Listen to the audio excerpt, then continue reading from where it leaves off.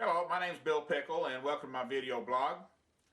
I call my blog My Uncle Bill because when I was growing up I lived in East Texas and we used to visit my Uncle Bill, and he was a farmer, rancher, lived out in East Texas, and every evening we'd watch the 6 o'clock news. There's only 3 news stations at that time, or actually three TV stations, period. There was CBS, NBC, and ABC. There was no such thing as CNN, Fox, MSNBC, or any of the other cable channels. As a matter of fact, cable probably wasn't even being thought of at that time.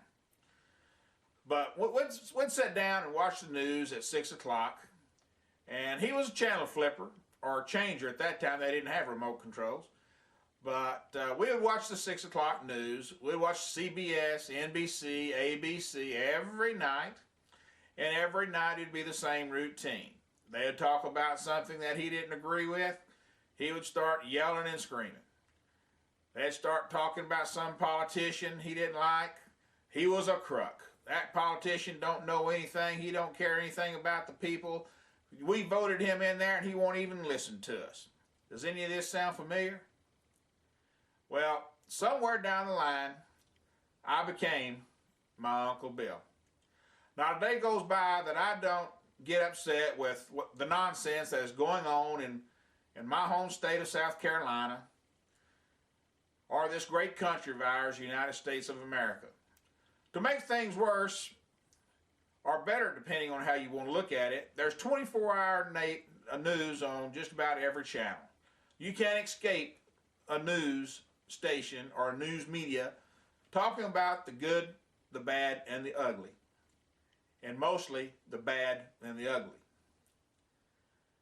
There are literally hundreds of experts on these TV stations, and they're talking and arguing 24 hours a day. Now on the lighter side, it will be easy for you to remember this site because all you have to do is think to yourself, oh, I need to go watch my Uncle Bill. Or you may want to tell your friends, relatives, neighbors, your Facebook friends, and Twitter friends, man, there's something going on YouTube that you need to know about. They're going to say, well, what is it? You're going to say, well, you need to watch my Uncle Bill and find out. So let's go ahead and talk about some things that's going on right now. Yesterday I was flipping channels, as I do quite often, and I accidentally turned it on to the Home and Garden Show. Now, being an avid gardener, that's not uncommon. I watch it quite often, but this time it was purely by accident. But the topic of the program was weeding your flower beds or your gardens. And it started me thinking about just how much politics and gardening are very similar. That's right, they are pretty much the same. Stop and think about it for a second. How many times have you heard the old phrase, well, it's time to plant some new seeds. We need to get something new started. Or how about we need to cut out some dead wood. We need to get rid of this old stuff and get some new things in our garden. Or even it's time to cultivate new soil, get new ideas going. Think about things that we need to be doing better for our country or for our garden. Moments later, I found myself standing on my back porch and looking at my flower gardens and thinking about all the work that I need to be out there doing right now. I started thinking about things I need to be doing in the spring, the summer, and even next fall. You see, in gardening, there truly is a season for everything that you need to be doing. What you do now will affect what kind of flowers in the garden you will have come spring. What you do in spring will determine what kind of flowers and beautiful things you will have for the butterflies, the hummingbirds, and the birds in the summer. Butterflies, hummingbirds, and bees in the summer. So there is a thing that you need to do for every season. So it is in politics. Whether you're concerned about your local city council, your mayor, your state representative, your state senator, your attorney general, governor, vice president, president of the United States, whatever, now's the time to start looking and planning what you want to do in the future. Now's the time to nurture these plants So are politicians. So they'll be ready to go when it's best time for their show.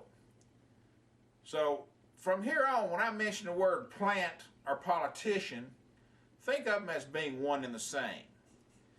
So now is the time that we need to pull the winter weeds and the boring old plants or politicians that you really don't like and those that have outlived their usefulness. It's time to cultivate the soil and get new plants planted. Get them planted now, so when it's time for Congress to be in session, or time for your city council to meet, these guys will know what's going on and be able to put on their best show when they have these meetings or work for us. It's often easy to get comfortable with the large, stately, often overgrown plants and shrubs that surround your house. These may lose their firepower and become nothing more than a plant occupying space, not serving any other purpose. They just take nourishment and give nothing back. Now is the time to get rid of these old plants or politicians. Now is the time to improve the curb appeal. Put some new plants or politicians, new people in office. The reason for that is we all heard the old saying that new blood is good blood. It's time to put someone new in there that may be more vibrant, more interesting, someone that wants to put on a good show or do the job you elected them to do so they look good. They increase their productiveness. Likewise, some new plants may not be exactly what you wanted. Once you elect someone and put them in office, you may decide, whoops, that's the wrong plant. We need to pull that thing and get it out of here and put a new plant in. So what do? You pull it out by voting them out at the next election. You put in a new plant. If you don't make those changes, guess what? These new people will soon become the same old plant. The one just like the ones you just got rid of. So, you see, gardening is a whole lot like politics. Now, one more thing about old plants. Sometimes you can prune a plant or shape it, or in the case of a politician, have a little talk with him, email him, call him, write letters, whatever, and say, hey, you need to shape up or we're going to pull you out of the ground and get rid of you. So that's the way you get rid of old plants. Either they produce or you get rid of them. Well, listen, it's been fun talking to you, and I hope you at least had something to think about once you leave here today. And I look forward to talking to you again real soon, and hope you come back and see your Uncle Bill.